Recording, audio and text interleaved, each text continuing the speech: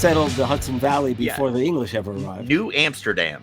Yes, It doesn't have the thank you, same ring exactly. as New York, right? Right.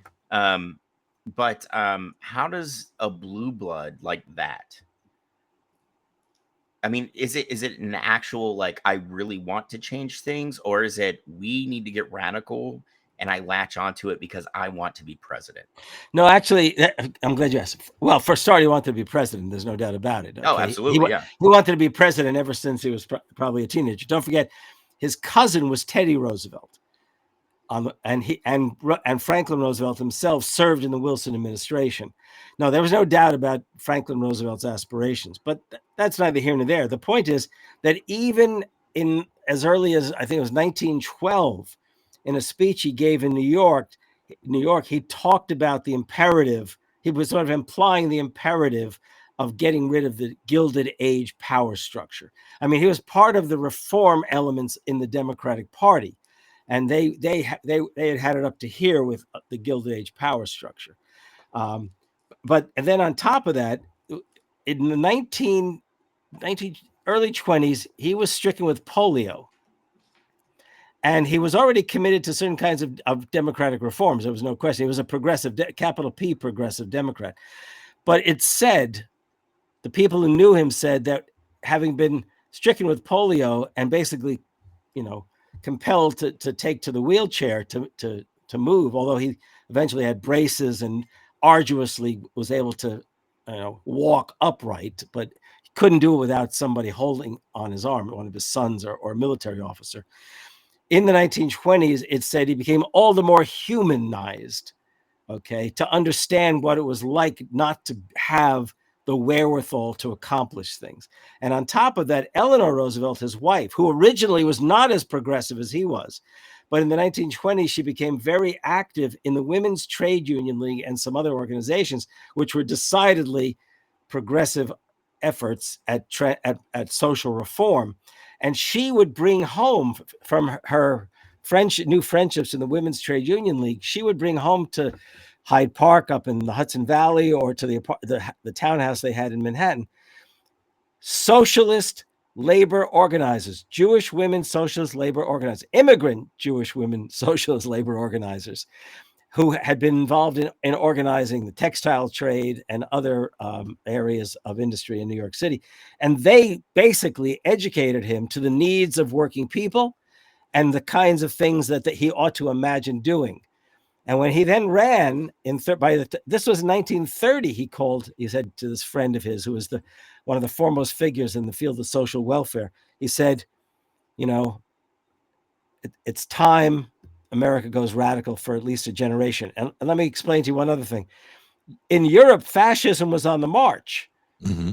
And there's this great myth that FDR saved capitalism. Well, he obviously did save capitalism, but his primary intention was to save democracy because he was afraid that if Americans continued to suffer the Depression and could not trust their own government to address their needs, that they would resort to fascism. And by the way, I'm going to jump way ahead in history. I'm going to jump to the last 50 years. Back in the 1970s, the corporate bosses declared war on working people, on women's rights, and on the rights of people of color. And what we've seen for 50 years now is nothing less than a class war on working people in this country. And all you have to remember is class war doesn't always come by way of struggles in the streets. It can come literally by stripping people of their rights and making sure that they get paid less so you can accumulate more. Mm-hmm. That's class war from above. So think about this. 50 years of this. What happened in those 50 years to the Democratic Party that was once upon a time the party of FDR and the party in the 1960s of militant liberalism? Well, I'll tell you what happened to the party. Working people, especially white working people, but also we've seen more recently African-American and Latino working people shifting gears, moving towards Republicans. Why? They don't love Republicans. They had come to despise the folks who were screwing them, who were telling them this is what we're going to do, and then did not do it. Okay? And out here in Wisconsin, for example, the only reason that Trump could win in Wisconsin was the fact that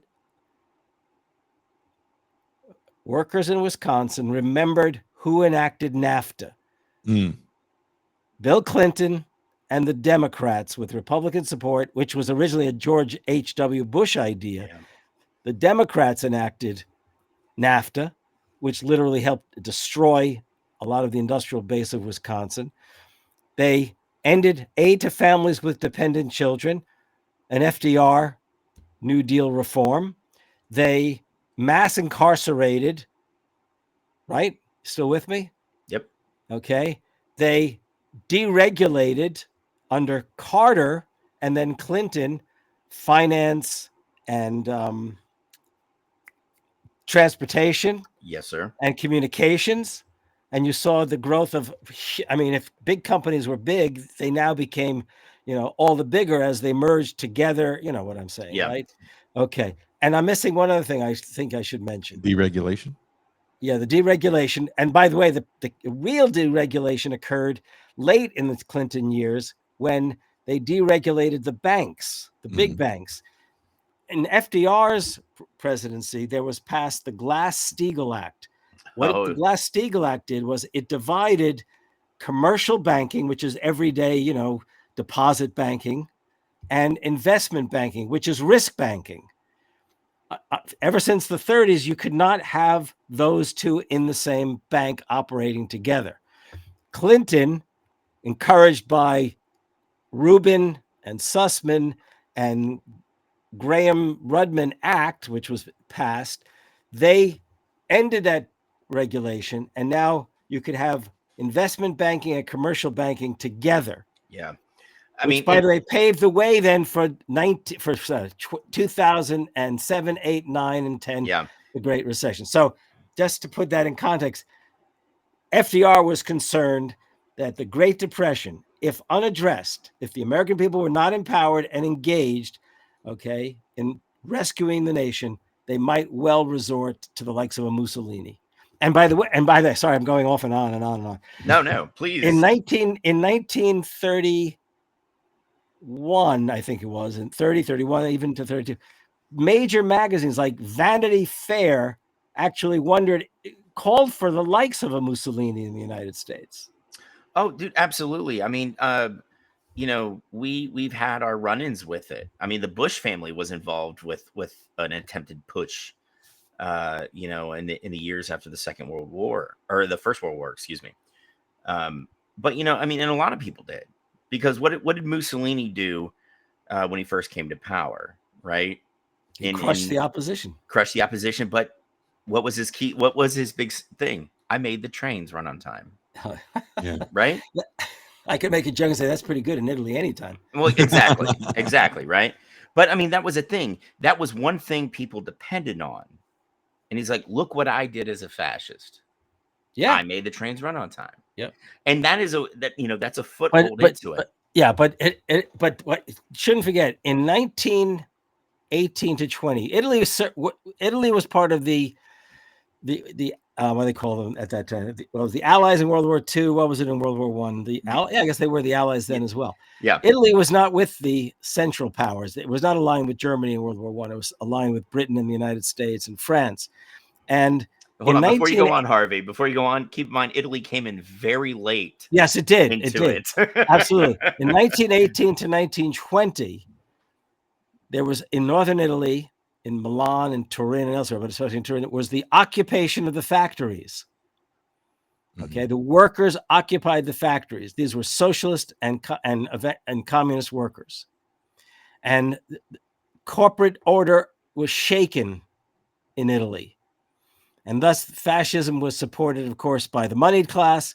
And there you have it. Not to mention, in the South, you had the big landowners and the peasantry and so on. If you want to ever see it, talking to movies, you ever want to see a good movie?